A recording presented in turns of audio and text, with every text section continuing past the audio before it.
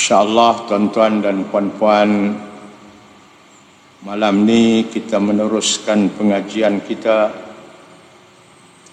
iaitu membaca hadis-hadis Nabi sallallahu alaihi wasallam yang ditinggalkan kepada kita oleh junjungan Nabi Muhammad sallallahu alaihi wasallam sebagai pengajaran yang abadi yang boleh menjamin kebahagiaan kita dunia dan akhirat. Oleh itu saya mengharapkan kalau ada saudara-saudari yang masih ada di luar masjid, silalah masuk di dalam halaqah ilmu ini, karena menduduki halaqah dalam majlis ilmu ini adalah satu daripada fadilat mendapat pahala yang besar insya-Allah.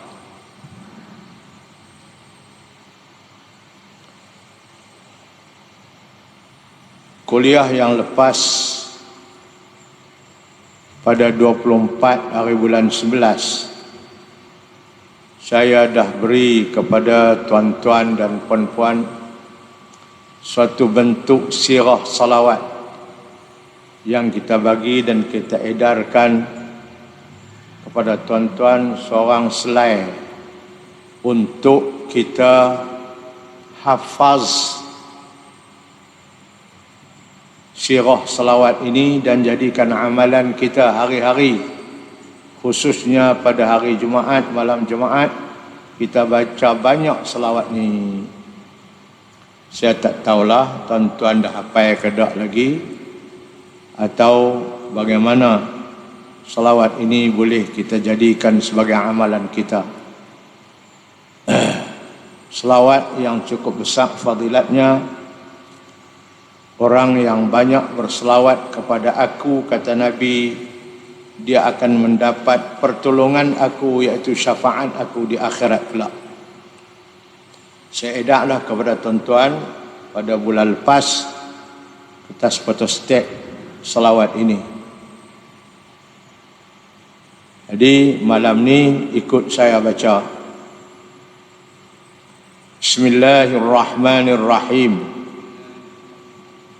Sebagai muqaddimah permulaan kuliah kita ini, kita nak baca hadis Nabi, kita nak dengar Nabi nak sabda apa kat kita selawat kat dia dulu. Tanda kasih dan sayang kita kepada junjungan. Sekali lagi kita dengar pula apa yang dia nak sabda kat kita, yang ditinggalkan kepada kita oleh Al-Imam An-Nawawi dalam kitabnya ini.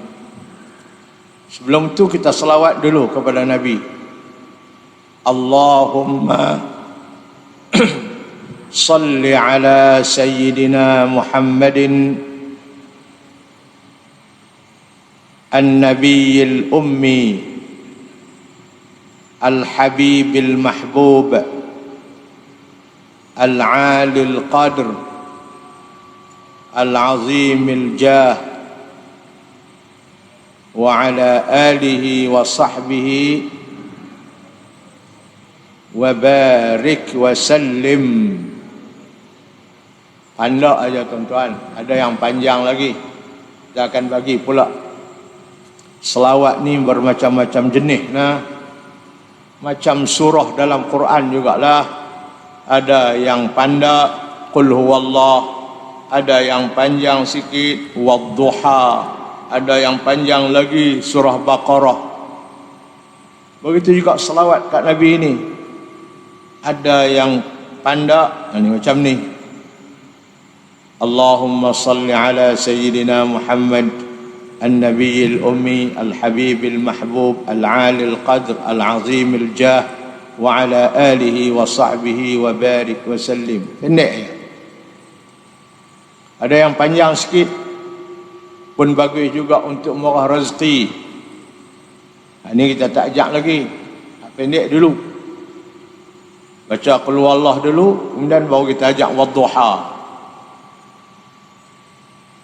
Ada panjang sikit untuk murah rezeki, untuk tolak bala, untuk perangai elok. Ini selawat fadilat dia panjang sikit. Bunyi dia lagu ni. Allahumma salli ala sayyidina Muhammad salatan tuhassinu bihal akhlaq wa tuyassiru bihal arzaq wa tadfa'u bihal mashaq wa tamla'u minhal afaq wa ala alihi wa sahbihi wa sallim salatan daimatan min yaumi khalaqtad dunya ila yaumit talaq wasturna baina yadayka ya azizu ya khallaq. Panjang sikit, tapi kita kena banyak. Nah, kalau kapal surah jangan doa apa surah qul huwallah saja. Apa surah-surah lain sama. Iqra ka panjang sikit. Nah, ada yang panjang lagi selawat yang ulama-ulama tinggal kat kita.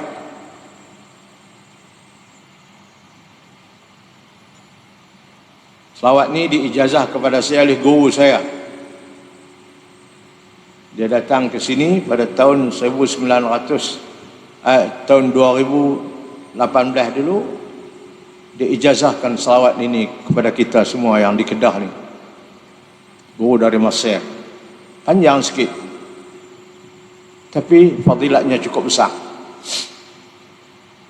Allahumma salli salata jalalin wa sallim salama jamalin ala hadrati habibika sayyidina Muhammadin waghshahu Allahumma binurika kama ghashiyathu sahabatu tajalliyat fanadhara ila wajhikal karim wa bihaqiqatil haqa'iq kallama maulahu al-azim alladhi a'adahu min kulli su' Allahumma farrij karbi kama wa'adta amman yujibul muttarra idha da'ah wa yakshifu su' wa ala alihi wa sahbihi amin.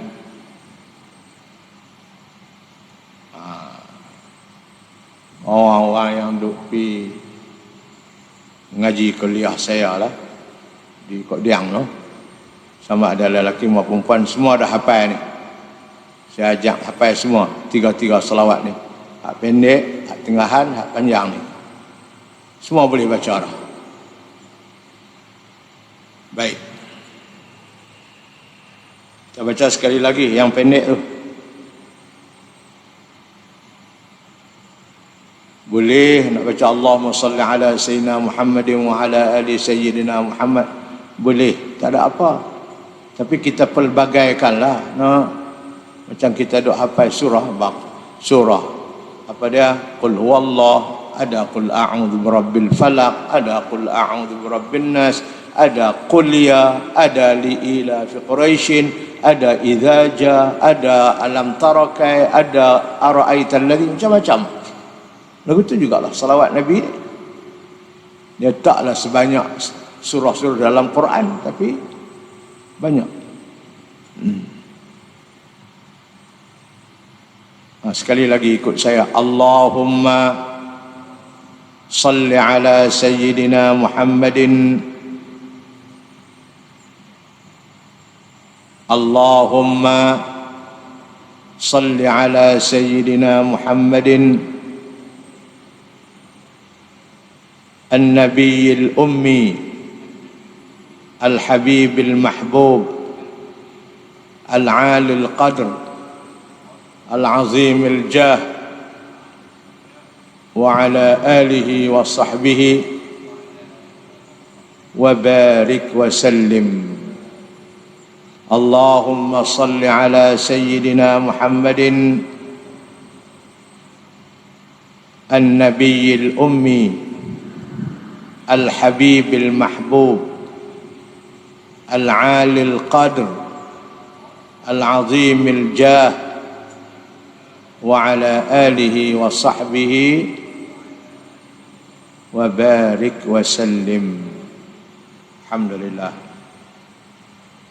kita dah selawat kat Nabi dengan sirah ini, dan kita akan sambung bacaan hadis kita yang ditinggalkan kepada kita oleh junjungan Rasulullah sallallahu alaihi wasallam, dan telah pun dibukukan dan dituliskan oleh hadis Nabi ini oleh Al-Imam An-Nawawi rahimahullah ta'ala. Nah, hadis kita ni dalam kitab ini hadis yang ke-10, yaitu hadis yang membicarakan tajuk kita dituntut oleh Allah dan Rasul supaya kita tolong menolong sama kita untuk melakukan kebaikan dan untuk melakukan ketakwaan. Kita dituntut supaya tolong menolong antara kita untuk kita buat benda yang baik dan untuk kita melaksanakan takwa kepada Allah. Dan kita dilarang sangat tolong menolong untuk buat benda-benda yang tak baik, buat benda-benda dosa, buat benda-benda yang haram, buat benda-benda yang dilarang oleh agama. Dilarang kita tolong benda ini. Kalau kita tolong orang yang buat pun dosa, kita hak tolong pun dapat dosa juga. Tapi kalau kita tolong orang buat benda baik, kita tolong dia supaya dia dapat melaksanakan nilai-nilai takwa, maka insya-Allah dia dapat pahala, kita hak tolong pun dapat pahala. Ini macam kita mai duk mengaji ni. Nah, kita mai ni, saya tolong tuan-tuan, saya ajak selawat, saya baca kitab bagi penerangan dan terang ilmu. Tuan-tuan tolong juga, iaitu mai dengar, duduk dalam majlis ilmu. Yang sedihnya tuan-tuan, saya mai 2 bulan dah, tak ramai mana pun adik-beradik kita, adik kakak kita, kawan-kawan kita ni yang hadir majlis ilmu. Padahal kita duk hidang dalam majlis ini semua benda sedap, benda yang baik. Jangan kata nak makan, mai duk depan hidang pun tak mau. Hak ni sedih kita ni. Nah, lama-lama kita duk hidang pun tak mau hidang lah, hidang pun tak makan.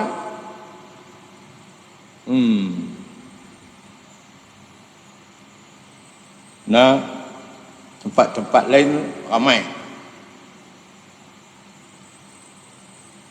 Tak tahulah.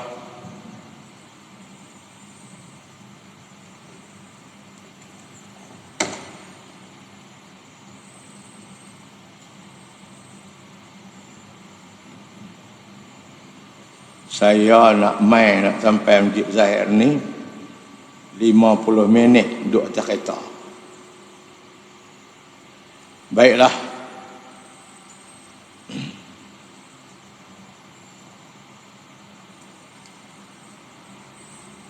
Kita pergi mengajar. Kita pergi mengajar bulanan juga di Masjid Sungai Ulak, Kulim. Ramai, penuh, ketat masjid. Saya mengajar di Masjid Muhtadin Sik dalam pun ramai. Nah, mengajar di Masjid Padang Temusu Sungai Petani pun ramai. Alhamdulillah. Mengajar Masjid Pendang pun ramai. Nah,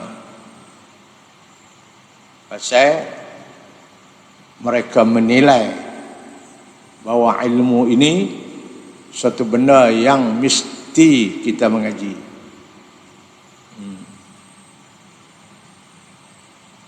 Kun aliman, Nabi kata, hendaklah engkau jadi orang alim, boleh mengajak orang. Au muta'alliman,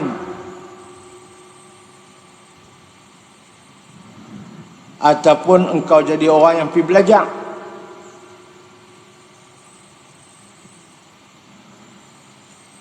Au mustami'an, orang belajar ni dia bawa kitab, dia bawa apa, ataupun pi duduk dalam majlis tu jadi pendengar ilmu. Au muhibban, yang keempatnya jadi orang yang sayang, kasih kepada majlis ilmu. Dia nak main tak boleh. Sebab apa? Dia sudah stroke duduk atas katil di rumah, tapi hati dia sayang kepada orang yang mengajar ilmu, sayang kepada majlis ilmu, sayang kepada orang yang mengaji ilmu, sayang kepada orang yang dengar ilmu. Tapi dia ni tak boleh main nak buat lagu mana, sebab dia stroke, tak boleh berjalan, tapi hati dia sayang. Inilah 4. Pertama, pilih jadi orang alim, boleh mengajar. Yang kedua, jadi penuntut ilmu. Yang tiga, jadi pendengar ilmu. Yang keempat, jadi pengasih ilmu. Wala takun khamisan, jangan jadi orang nombor 5. Nombor 5 orang apa? Orang alim pun tak, orang belajar pun tak, orang dengar pun tak, orang sayang pun tak. Kalau kamu jadi nombor 5, fatahlik, kamu akan binasa dunia dan akhirat. Ini Nabi sabda ni.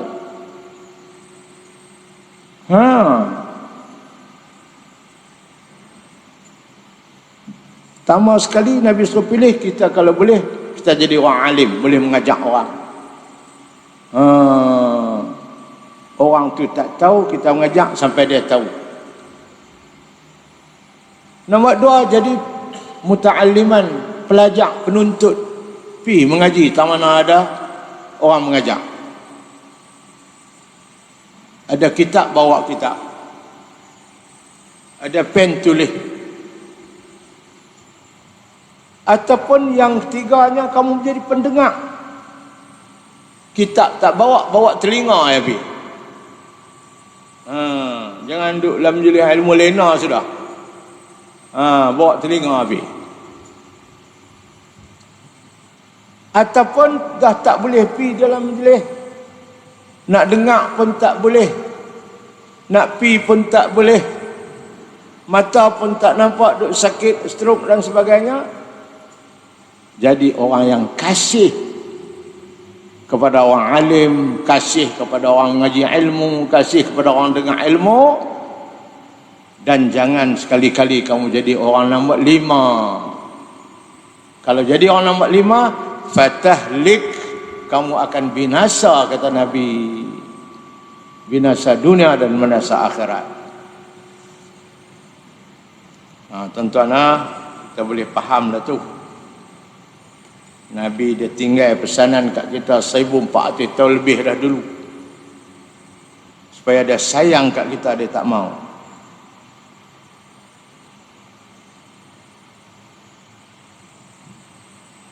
Hari ini kita akan baca suatu hadis yang diriwayatkan kepada kita oleh Abu Sa'id Al-Khudri, seorang sahabat Nabi yang banyak meriwayat hadis Nabi.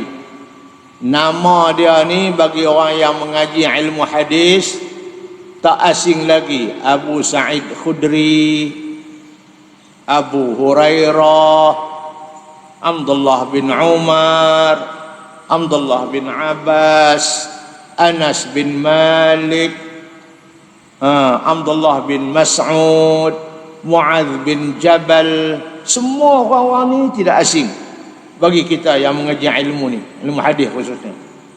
Ini seorang perawi hadis, dia banyak hafal hadis Nabi sallallahu alaihi wasallam. Para ulama telah pun mengumpul ada 7 orang sahabat Nabi yang banyak menghafal hadis Nabi. 7 orang, dia masuk seorang. Apa dia cerita? anna Rasulullah sallallahu alaihi wasallam ba'asa ba'san ila Bani Lihyan bin Huzail. Nabi sallallahu alaihi wasallam hantar satu pasukan tentera, pasukan orang-orang Islam ni, para sahabat Nabi ni pergi memerangi satu kaum, iaitu kaum tu nama dia kaum Lihyan bin Huzail. Lihyan bin Huzail ni nama ketua daripada dulu duduk kampung tu. Orang kampung tu mereka ni kafir, nentang Nabi. Maka Nabi pun hantar satu pasukan suruh pergi perang dengan mereka. Pasal mereka ni duk kacau, duk perang, duk sekat perkembangan-perkembangan yang Nabi bawa. Nah, kalau dia tak sekat tak apa, hang nak kapiak pi lah, pulang ke hang lah, hang kapiak masuk neraka. Tapi yang tak boleh pergi duk sekat, pergi duk halang, orang nak beriman tak bagi. Ni yang Nabi perang no? Ada dulu seorang guru buat contoh, saya pun teringat contoh ni. Dia buat contoh, Islam ni katanya yang Nabi bawa ni ibaratnya kereta bomba. Saya ingat lagi, saya tahu ni 40 tahun lebih dah. So untuk guru, tapi dia bukan orang Melayu, orang India, Maulana. Tapi dia cakap Arab, saya faham. Ibarat dia macam kereta bomba. Dia kata, kamu pernah dengar tak? Tahulah kereta bomba, tahu? Dia tujuan dia kereta bomba ni untuk apa? Untuk padam api kalau ada kebakaran itu. Kalau ada kebakaran di mana-mana, dia akan pergi untuk memadam kebakaran itu. Dia keluar daripada tempat dia tu, kalau ada orang telefon abang, ada kebakaran di Kuala Kedah misalnya, kita kata di sini. Dia keluar daripada tempat dia tu, dia pasang lampu. Lap. Lepas pasang lampu, bunyi pula suara.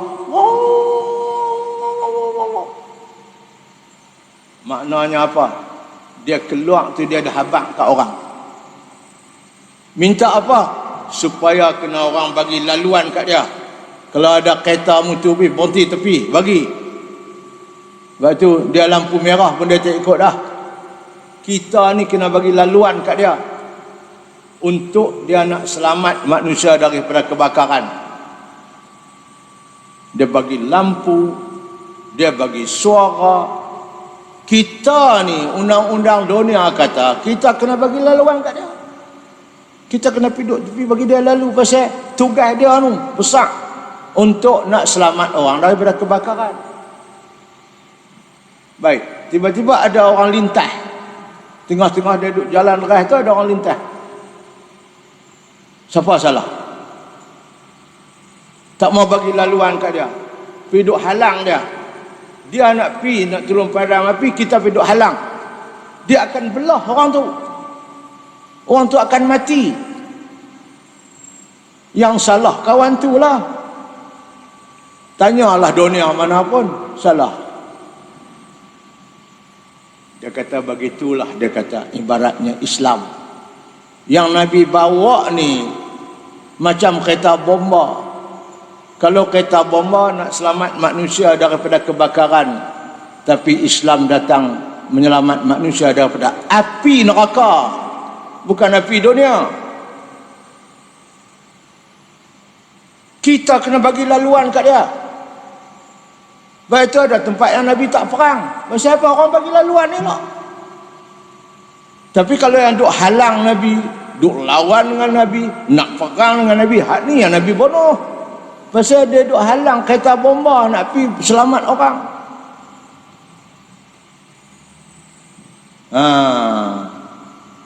Ni perlu betul ni. Bani Lihyan ini dia dah kafir. Lepas tu halang Nabi pula. Nabi hantar pasukan suruh pergi perang dengan mereka. Dan Nabi pesan kepada pasukan itu, sahabat-sahabat Nabi ini taklah ramai. Nabi kata, liyam ba'is min kulli rajulaini ahaduhuma wal ajru bainahuma. Kalau kamu ada dua orang, ada tugas-tugas yang perlu dikendalikan, tak boleh pi dua-dua orang nak pi perang.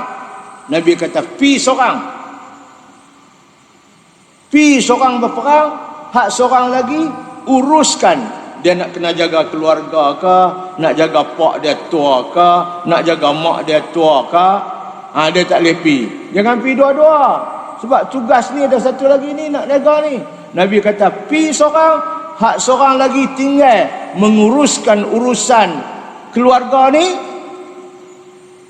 Tapi Nabi kata, walaupun pi berperang seorang aja, hak seorang tu tak pi, tapi dia duk buat urusan untuk jaga keluarga, pahala Allah bagi sama aja. Hak pi pun dapat pahala, hak tak pi pun dapat pahala. Pasal apa? Dia tak pi bukan kerana dia segan, tapi dia tak pi kerana dia ada tugas-tugas yang perlu dia selesaikan. Ayah dia sudah tua, siapa nak jaga? Kalau pi dua-dua, takdir Allah pi mati perang, ayah dia siapa nak jaga? Mak dia siapa nak jaga? Anak-anak siapa nak jaga? Nabi kata, pi dua orang tu, pi seorang saja, tapi pahala akan dapat sama, Allah akan bagi kepada dua-dua kamu. Itu satu hadis. Nah, abang kata nak buat kebajikan ni kena tolong menolong. Nak pergi perang lawan kafir ni satu buat benda yang baik. Kita tolong untuk menghapuskan penentangan. Kemudian hak duduk di rumah pun tolong menguruskan rumah tangga. Maka kedua-dua mereka sudah tolong menolong, maka kedua-dua dapat pahala daripada Allah Subhanahu wa taala. Ini cerita dia. Liyam ba'is, Nabi kata hendaklah pergi ke medan peperangan lawan kaum Lihyan bin Huzail ini.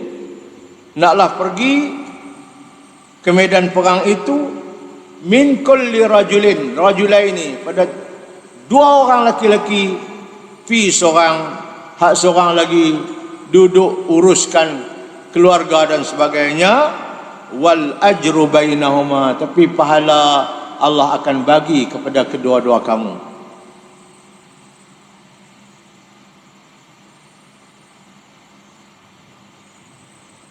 Daripada Abu Sa'id al-Khudri radhiyallahu anhu, bahawa sesungguhnya Rasulullah sallallahu alaihi wasallam telah menghantar satu pasukan tentera untuk memerangi Bani Lihyan dari suku Huzail. Huzail ni nama seorang tok nenek mereka dari kalangan jahiliyah dulu. Baginda bersabda ketika dia utus pasukan tentera tu, Nabi sabda apa? Naklah tiap-tiap daripada dua orang lelaki berangkat salah seorang sahaja. Jangan pergi sampai dua-dua, sebab ni nak urus keluarga ni, siapa nak urus? Pergi seorang sahaja, dan pahalanya adalah antara mereka berdua. Maksudnya setiap kabilah hendaklah mengirim setengah daripada jumlahnya. Kalau 2 orang pi seorang, kalau 10 pi 5, kalau 20 pi 10, setengah daripada jumlahnya untuk berperang, sedangkan yang setengah lagi akan bertanggungjawab untuk mengawasi dan menjamin kehidupan keluarga orang-orang yang ikut berperang itu. Tapi Allah akan memberi pahala yang sama antara orang yang pergi berperang dan yang tinggal menjamin keluarga tadi. Dia kawan tu pergi perang, dia uruskan anak kawan tu dan sebagai keluarga ibu bapa kawan tu. Pahala dia dapat.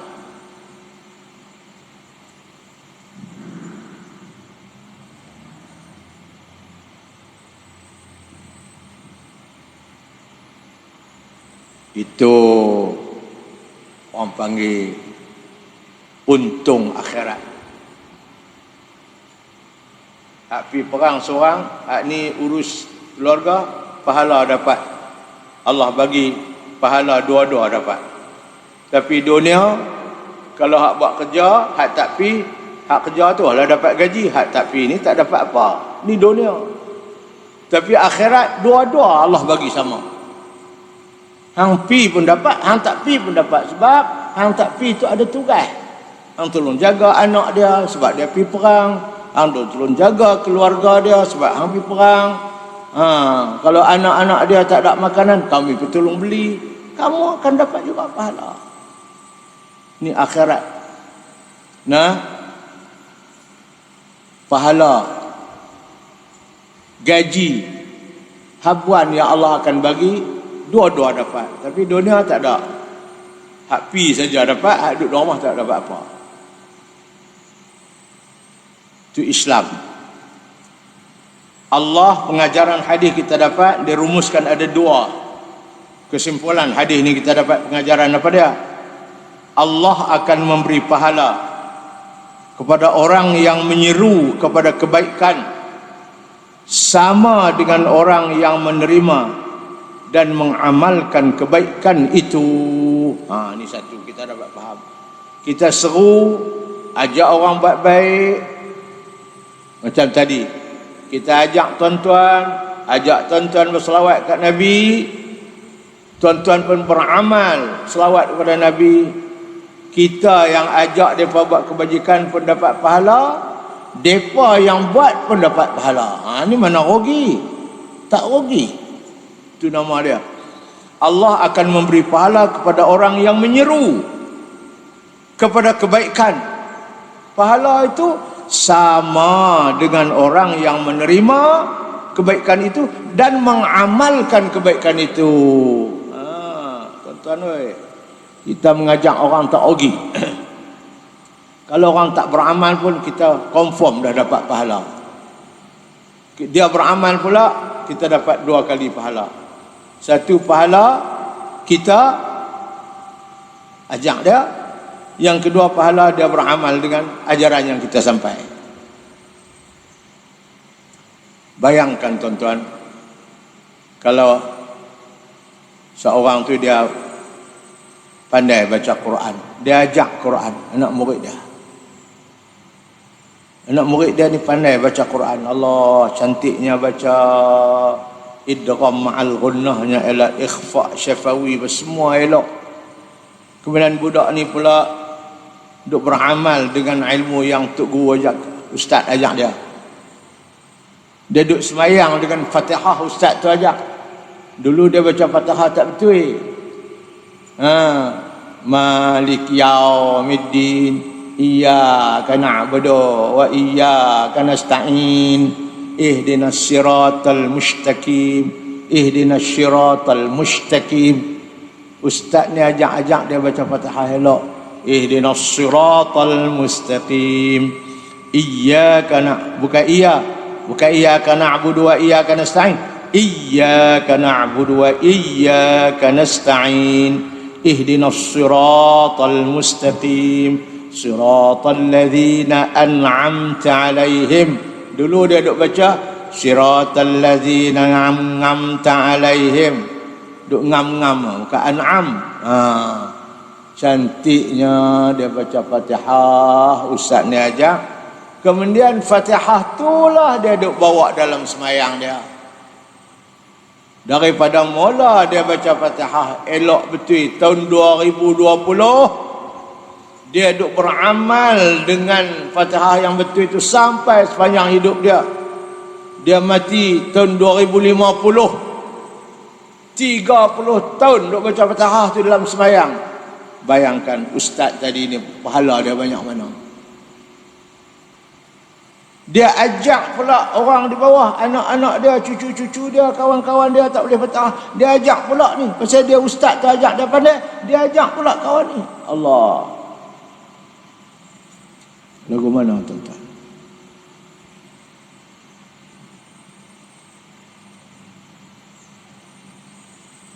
Fatihah. Sebab itu tuan-tuan, Allah akan memberi pahala kepada orang yang menyeru kepada kebaikan. Kita ajak orang kepada benda baik, sama dengan orang yang menerima dan mengamalkan kebaikan itu.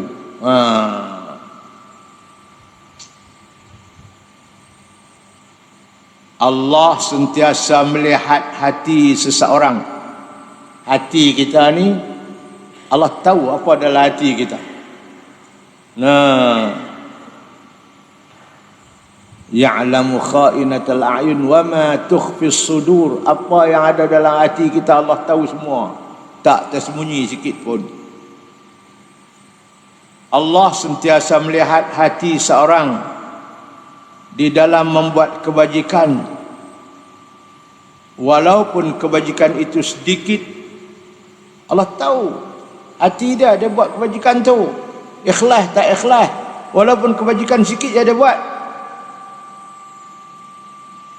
Walaupun kebajikan itu sedikit, tetap akan diberi pahala.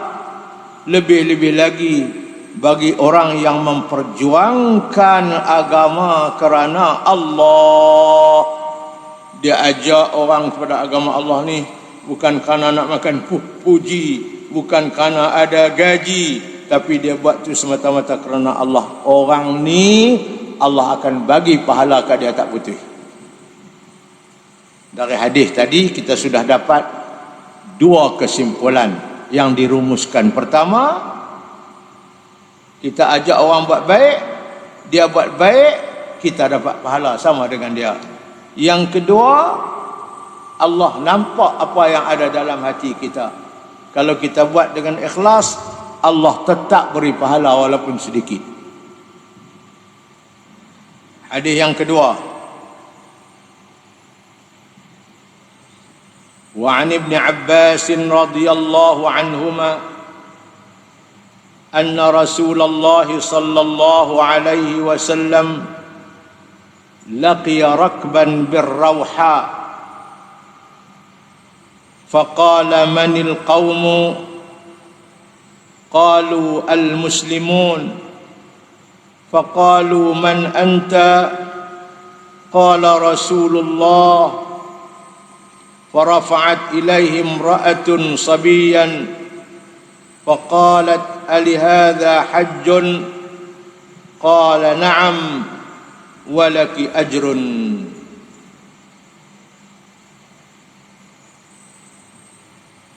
Ini Abdullah bin Abbas, sepupu Nabi.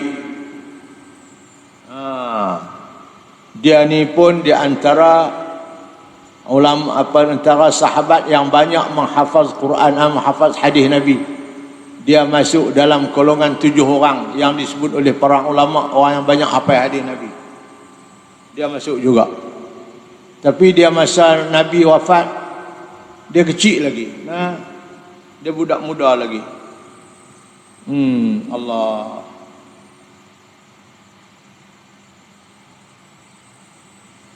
Katanya dia hijrah, pergi hijrah dengan Nabi masa umur dia 4 tahun.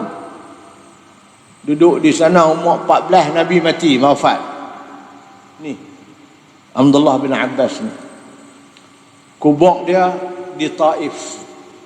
Kalau kita pergi Mekah, pergi Taif, bolehlah pergi ziarah kubur dia. Kubur dia bukan di Baqi', di Taif. Siapa yang itu ni, siapa ziarahlah kubur dia di Taif. Abdullah bin Abbas. Dia ni alim Quran.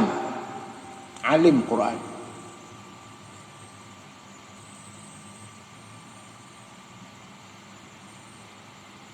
Dia cerita bahawa Nabi sallallahu alaihi wasallam berjumpa dengan satu rombongan yang depa tu naik unta mai daripada kampung depa tu, naik unta mai berjumpa dengan Nabi di satu tempat tak jauh dengan Madinah. Tempat tu namanya Rawha.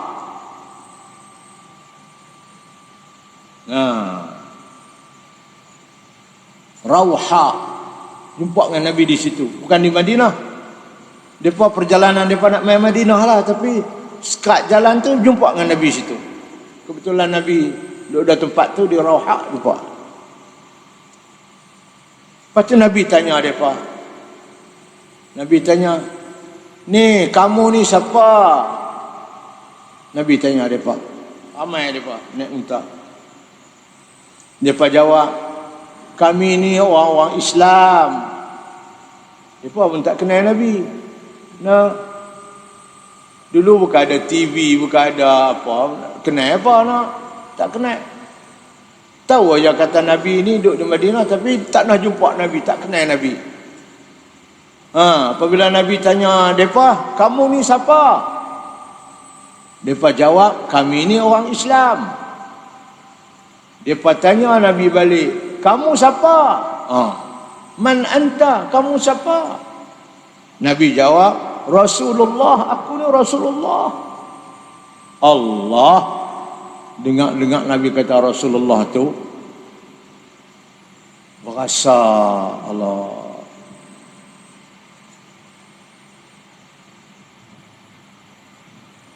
Dalam rombongan ramai-ramai naik unta tu, ada seorang perempuan bawa budak kecil, anak lelaki dia, budak lagi.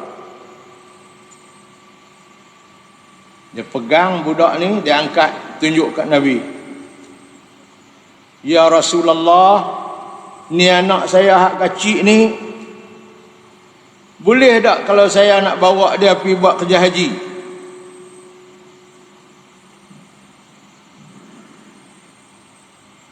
Budak kecil, mak dia nak bawa pergi buat kerja haji, boleh tak? Nabi jawab, "Qala na'am." Nabi kata boleh. Boleh bawa kerja haji. Pakai ihram kat dia apa semua, ajak dia tawaf apa, bawa dia, boleh. Dan Nabi kata, kamu sebagai ibu yang bawa dia pergi mengerjakan haji itu, tak bagi walaki ajrun, Allah akan bagi pahala kat kamu. Pasal apa? Kamu tolong anak kamu, bawa dia pergi buat kerja haji, kamu akan diberi pahala oleh Allah. Pasal apa? Pasal kamu ajak dan tolong buat kebajikan haji. Cuma kalau buat haji tak akil balik lagi, haji itu tak lepaslah tuntutan. Sikit-sikit balik kena buat pula. Nah, jangan kata aku pergi haji dah, mak aku bawa dulu, aku tak payah buat dah. Tak.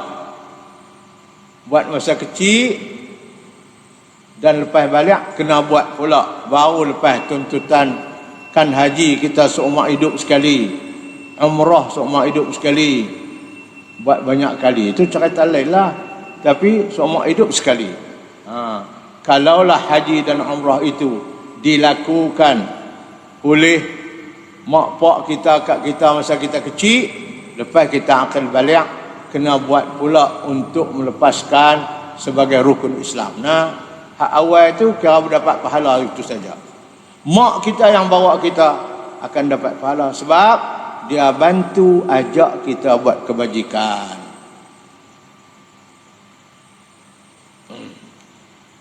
Bawa anak, angkat tunjuk kat Nabi, ni budak ni saya boleh buat kerja haji kat dia. Nabi kata ya boleh, kamu akan dapat pahala.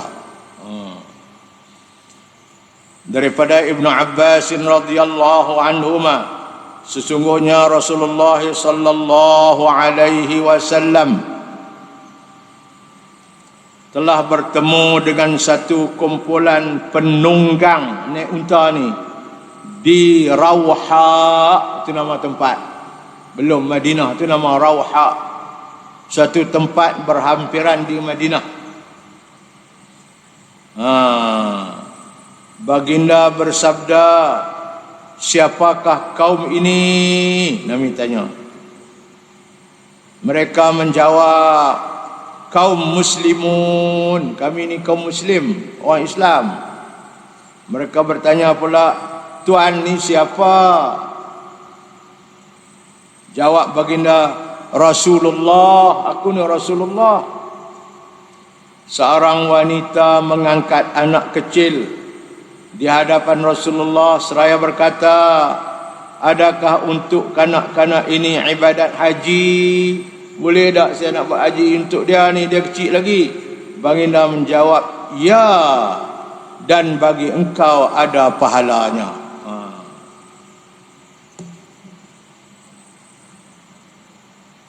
Lepas tu dirumuskan di sini ada 3 pengajaran daripada hadis ni. Walaupun cerita hadis itu begitu, tapi kita dapat 3 pengajaran dalam hadis ini. Pertama, ibadat haji wajib bagi setiap mukallaf yang cukup syaratnya dan berkuasa atas dirinya. Wajib. Jadi budak tadi tak wajib lah. Yang wajib ni apabila dia mukallaf, mana akil balik dah, dan syarat-syarat dia pun dah cukup. Yang kedua, umat Islam yang mengerjakan haji dengan ikhlas semata-mata kerana Allah akan diampunkan segala dosa yang telah dilakukan oleh mereka. Itu dia fadilat kerja haji.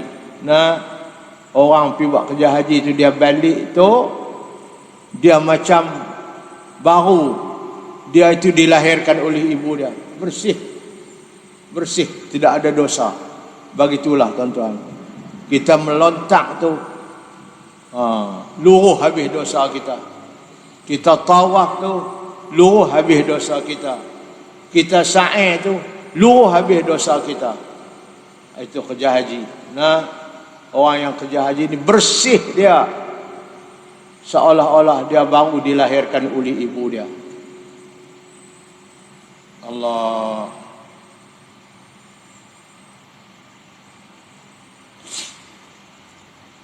Lah nak buat kerja haji pun susah dah lah ni, Allah. Baru ni ada kawan saya seorang pi dari Langkawi. Saya tanya dia, balik baru habis karantin 10 hari, balik ke sini. Duduk sana berapa hari? Duduk 14 hari. Atau buat umrah berapa kali? Boleh sekali. 14 hari duduk boleh buat umrah sekali. Dia tak benak buat banyak. Allah. Nak tawaf sunat boleh, tapi belah bawah ke atas. Bawah tak boleh. Allah, saya kata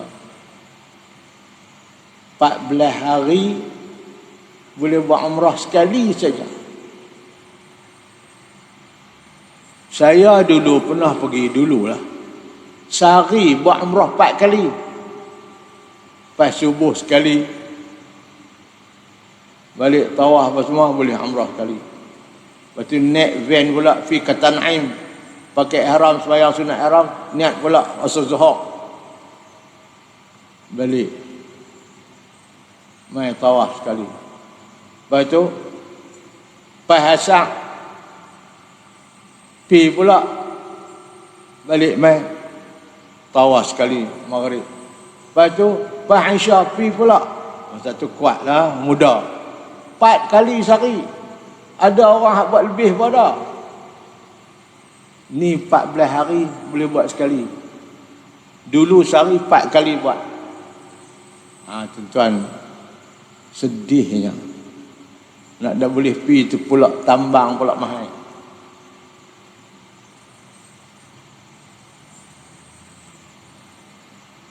Tak tahulah no. Lepas tu dia kata hotel hak murah-murah tak ada, semua hak mahal-mahal. Itu dia. mahal-mahal semua. Bintang-bintang banyak lah. Atau tak bintang tak boleh. Satu bilik hanya ada nak duduk 2 orang. Kalau 3, seorang lagi kena duduk bilik lain dengan orang lain. Tak tahulah, no. Nampak kuih susah lah nampak.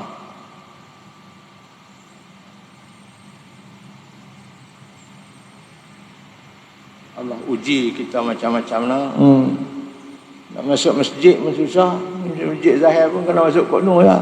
Dulu kita boleh masuk Kok Mana Amal pun. Masuk.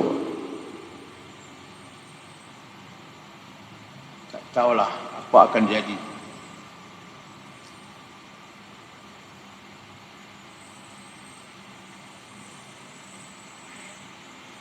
Umat Islam yang mengerjakan haji dengan ikhlas semata-mata kerana Allah akan diampunkan segala dosa yang telah dilakukan oleh mereka.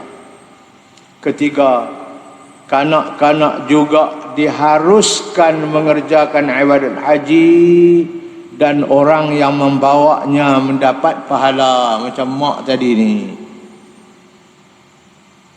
Jadi itulah tuan-tuan hadis yang telah menceritakan kepada kita tentang apabila kita bantu buat kebajikan kita dapat pahala. Mak ni bantu anak buat kerja haji dapat pahala. Kawan tu dia bantu orang yang keluar pergi perang, dia bantu tolong jaga keluarga kawan tu, dia dapat pahala.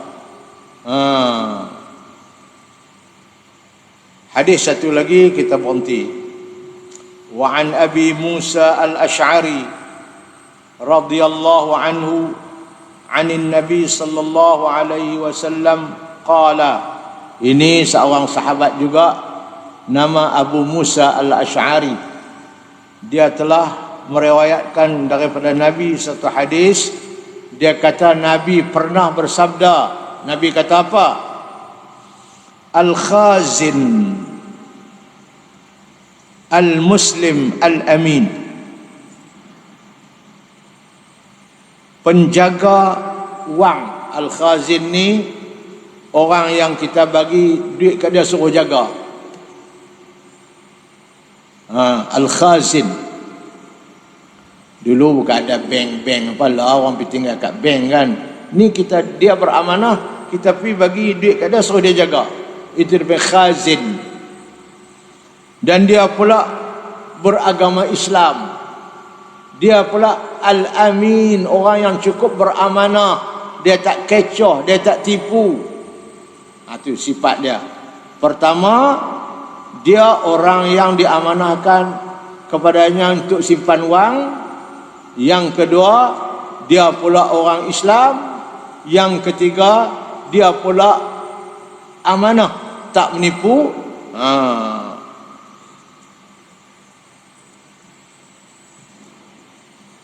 Alladhi yunaffizu ma umira bihi. Dia menunaikan apa yang diperintah kepada dia. Orang perintah dia jaga elok-elok duit, dia tunai. Orang perintah kat dia, kalau tuan dia main nak ambil, bagi. Kalau dia nak ambil setengah, bagi setengah. Kalau dia nak ambil semua, bagi semua. Dia laksanakan apa yang diperintah kepadanya. Ni kawan ni amanah dia. Fayu'tihi kamilan. Dia bagi dengan cukup sempurna. Dia tak kecoh sikit pun. Dia bagi duit yang orang simpan kat dia itu dengan sempurna. Tayyibatan bihi nafsuhu.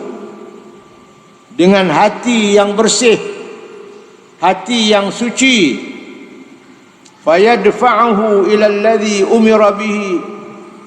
Dan dia bagi kepada orang yang diperintahkan supaya dia memberi wang itu kepada orang itu. Ahadul mutasaddiqin. Dia adalah dikira sebagai salah seorang yang bersedekah. Dia bukan sedekah apa-pun. Dia tolong simpan duit orang saja. Dia tolong jaga duit orang saja. Dia tunai amanah yang orang suruh. Dia bukan bagi sedekah apa-apa. Dia tolong saja, tolong simpan, tolong tunai amanah. Tapi pahala yang Allah akan bagi kat dia semacam dia salah seorang yang bersedekah. Pasal apa? Dia beramanah, tolong jaga duit orang dengan penuh amanah, dan dia tunai apa yang diperintah kepada dia. Pahala sedekah ni besar kan? Maka dia pun dapat pahala macam orang bersedekah juga, Nabi kata.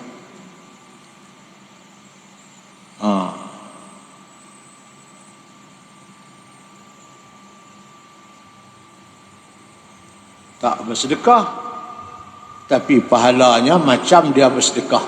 Pasal apa? Dia menjaga harta orang dengan penuh amanah. Daripada Abu Musa Asy'ari radhiyallahu anhu, daripada Nabi sallallahu alaihi wasallam, bahawa sesungguhnya baginda bersabda, penyimpan wang bendahari Islam yang beramanah, yang dapat melaksanakan suruhan yang diperintahkan kepadanya, kemudian ia memberikan harta yang disimpan itu dengan cukup sempurna, dia tak kecoh sikit pun, dia tak kurang sikit pun, dengan baik hati, hati dia ikhlas, maka ia menyerahkan harta itu kepada orang yang diperintahkan menyampaikan kepadanya, maka dia ini, kata Nabi, maka dia adalah salah seorang daripada dua orang yang bersedekah. Nah, penyimpan dan pemberi sedekah, dia salah seorang dapat pahala. Dia amanah, dia simpan wang orang, tuan duit tu ambil duit kat dia pergi bersedekah, dia dapat pahala macam tu juga. Sebab apa? Kawan tu boleh buat kebajikan bersedekah dengan sebab dia yang simpan, dia yang jaga, dia yang tunai amanah tu, maka dia diberi pahala sama dengan orang yang bersedekah itu. Allah, bayangkan kalau kawan tu pergi simpan duit 100,000, dia tunai elok, kawan tu pergi buat kebajikan 100,000, maka dia dapat pahala macam tu juga.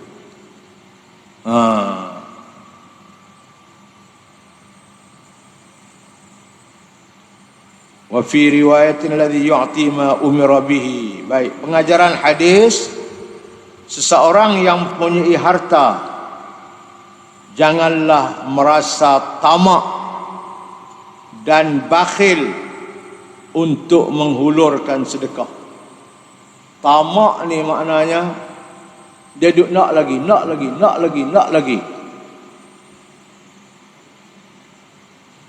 Tu tamak. Dia tak dapat lagi harta, tapi ada dah. Duit tu ada dah, tapi perasaan tu duk tamak lagi. Nak lagi. Tak habis-habis. Nabi kata, orang yang tamak ni, hati dia tak akan berhenti duk nak. Berhenti tak berhenti pun Nabi kata, apabila mulut dia ni masuk tanah. Apa arti mulut masuk tanah? Bukan ambil tanah pipoi dalam mulut dia, ada. Mulut masuk tanah, duduk dalam kubur tu, tanah masuk dalam mulut, baru berhenti. Ni hak tamak. Kalau tidak, duduk nak situ. Tuan-tuan, hak tamak punya pasal lah, tuan-tuan. Oi, yang duduk jahanam ni, duduk tak pernah cukup. Tak pernah cukup. Apabila dah dapat, dia main penyakit lain pula. Apa dia? Kedekut, bakhil, tak mau buat kebajikan. Tak dapat lagi, duk nak situ. Nah, duk nak. Apabila dapat, mai penyakit pula, kedekut, tak mau buat kebajikan. Ni. Seorang yang mempunyai harta, jangan berasa tamak, dah dapat harta, nak lagi, itu tamak. Dan bakhil, kedekut. Untuk menghulurkan sedekah, jangan.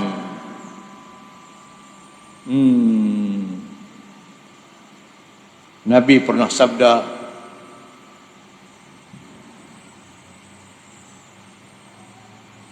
laisa min malika illa ma akalta. Bukan harta kamu kecuali yang kamu makan. Fa afnaita, maka kita makan habis ya. Sebab tu kalau kita ada duit nak makan, pergi kedai nasi, pergi tanya, ni sekok apa di udang RM12. Hak ni satu senduk tu RM3 je, ambil tu. Pergi market pula, tanya udang besar, ni sekilo apa? Sekilo RM60. Jegir jatuh sepek mata. Pergi tanya hak kecil je lah, hak ni apa? Hak ni sekilo tak mahal kecil, dalam RM16 je, ambil tu. Kita berpicit kot, awak tak ambil hak besar RM60 kata? Tak boleh makan ustaz, gatal. Itu ambil RM16, ni manis dia kata. Bukan kata duit berkenyah dalam bank tu, duit banyak, tak makanlah hak sedap. Duit tak ada, tak apa, saya cukup terbakar. Orang jenis ni kedekut, nak makan pun tak mau. Jangan nak buat kebajikan, makan. Kulu min tayyibat, Allah kata makan benda sedap-sedap. Ma razaqnakum, apa yang kami bagi rezeki. Kalau ada duit, makan benda sedap-sedap.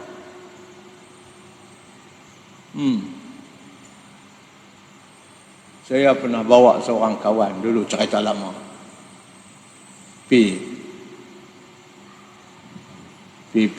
kedai makan, tengok Allah, dia kata udang besar-besar.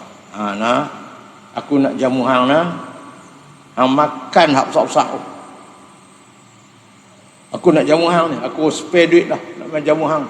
Saya bawa naik kereta pi tempat. Saya tanya, pernah main kedai ni? Tak pernah main, dia kata. Nak main ke mana? Dia mati lah.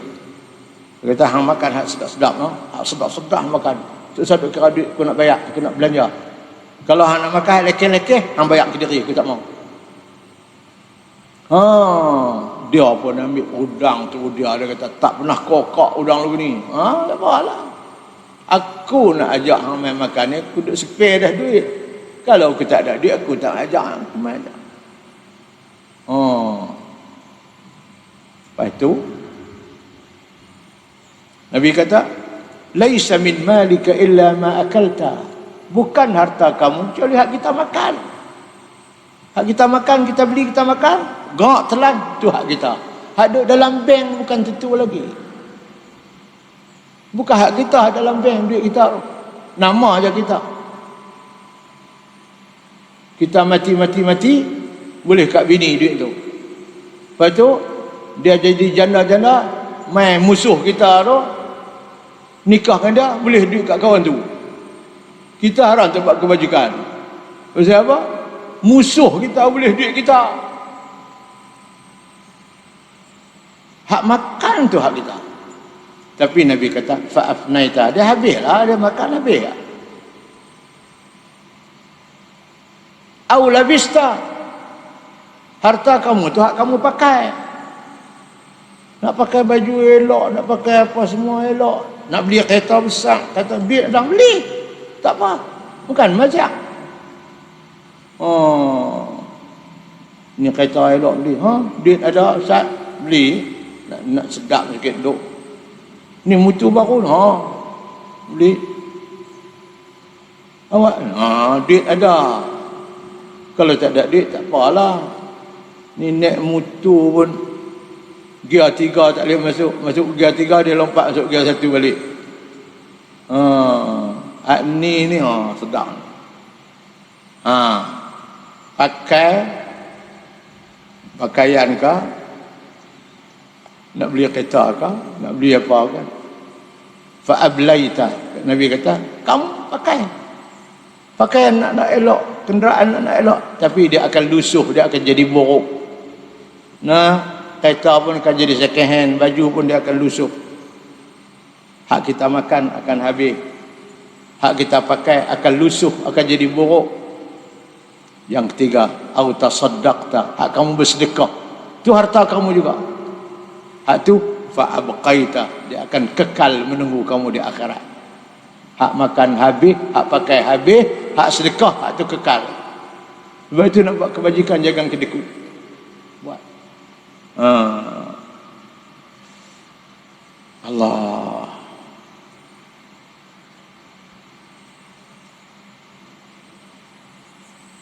Seorang punya harta jangan merasa tamak dan bakhil untuk menghulurkan sedekah, jangan.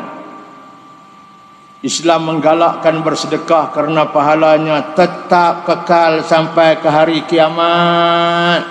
Pahala sedekah kita.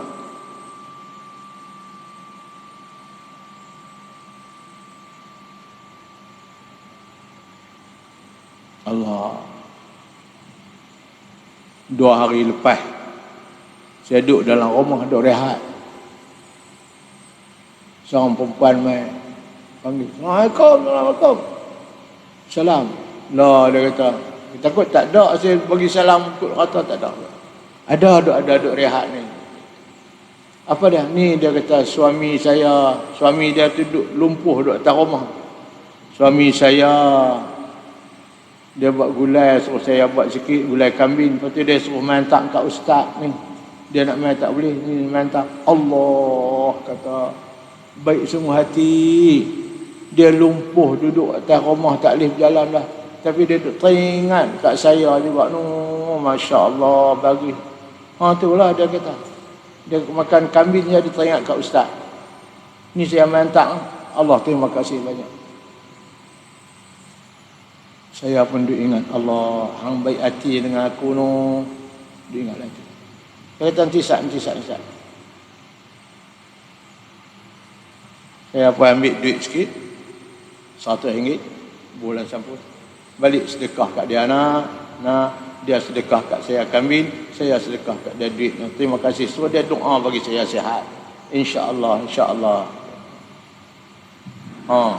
Manusia.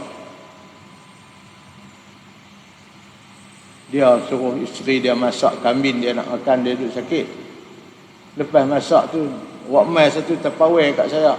Saya memakan, sedap tak sangka. Ini kata manusia, ada yang lagu tu. Hak sihat tak nak wak pi pun, hak sakit nak wak pi pula. Awak hak sihat tak mai? Dia kata nak wak pi, kami pun tak cukup. Hak sakit dia makan tak lalu, dia mai. Bukan lagu tu, dekut. Payahlah. Allah. Islam menggalakkan bersedekah kerana pahalanya tetap kekal sampai hari kiamat.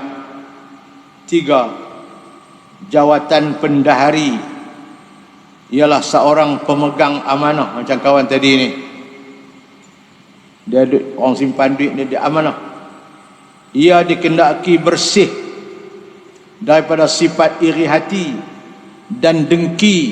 Jangan. Kita simpan duit orang, kita amanah. Kawan tu simpan banyak, dia dengki. Tak boleh dengki. Bersih daripada sifat iri hati dan sifat dengki dalam urusan penyerahan kepada orang yang berhak menerima sedekah dan sebagainya. Kita bagilah elok lah. Kalau orang suruh bagi, kita bagi sedekah, kita bagi dengan elok. Jangan iri hati. Orang tu simpan duit kat kita, dia kata hang bagi kat kawan tu ustaz RM1,000, duit aku simpan kat hang. Dia duit iri hati, bagi apa kau orang tu baik bagi kat aku. Tak boleh. Kita jadi amanah, orang suruh bagi kat orang, kita bagilah. kita dapat pahala. Jangan iri hati, tak boleh. Jangan dengki, tak boleh. Dalam urusan penyerahan kepada orang yang berhak menerima sedekah dan sebagainya. InsyaAllah itulah dia hadis-hadis kita yang kita baca malam ni, memberi gambaran yang jelas kepada kita bagaimana orang yang beramanah akan mendapat pahala di sisi Allah sama dengan orang yang mengerjakan ibadat itu sendiri.